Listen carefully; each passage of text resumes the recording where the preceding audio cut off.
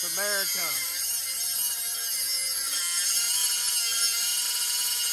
What you doing there, guys?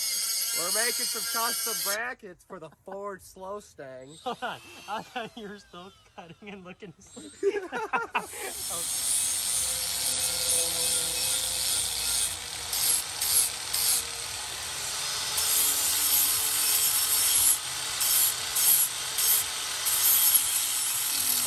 We're the guy who did the Sharpie marks. So we are still gonna shave all this off, but we are clear all the way down here. I just gotta shave all that off. How positive? I'm pretty positive because I'm lined up with the holes down here like I'm supposed to be, right? And I'm still not. Yeah, but the other side I had to like force the bolts in. Oh, here. If you wanna look at it. Got the front end loosely bolted on so I can get the tabs lined up and see where they're gonna sit so I can get them welded on. But yeah, she's looking sick. Everything's fitting up pretty nice. It's looking so good. I'm gonna take it all back off now. I got those kind of welded on just the top, get weld the underside. Then get the K-member put back in, put the engine in, so I can weld up the motor plate mounts. And we're pretty much done with all the welding. I can finally build this, got the ends chopped off.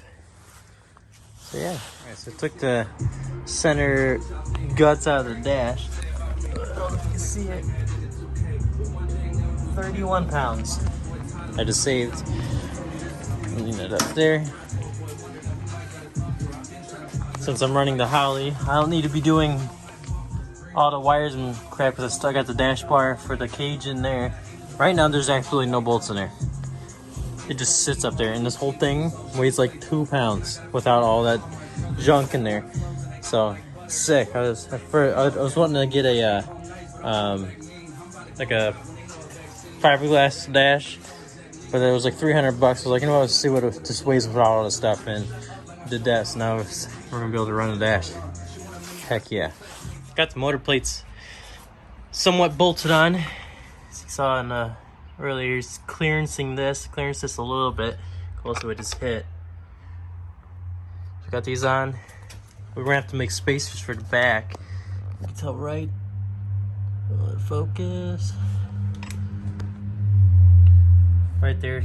It's flat against the front cover all there, but right there. So bought some aluminum rod. We're just gonna cut. Make spacers. I think this side needs spacers too. Nope, this side's good.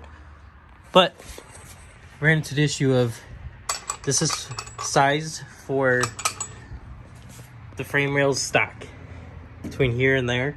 Since I'm tubular, it got brought in.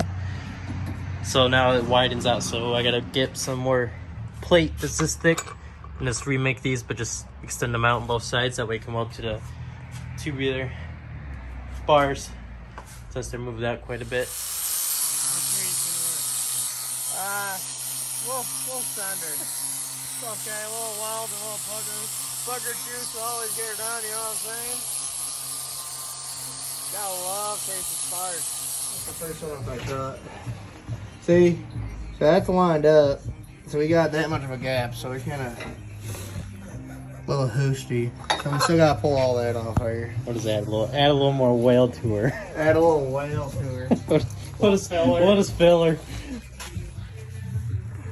So we got a nice little shim, I would say, because we ended up sending a little too much on the grinder.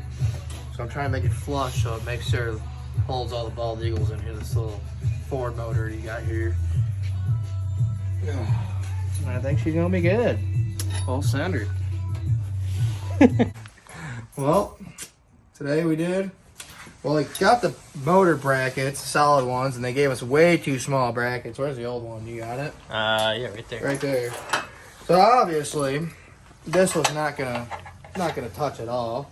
Cause we got ourselves a nice wide she's girl. a little far off. Got us a nice wide girl from Applebee's over here. And yep. So grinding them out, kind of custom fabbed them, slapped a couple buggers on there. Good old discount tire man here.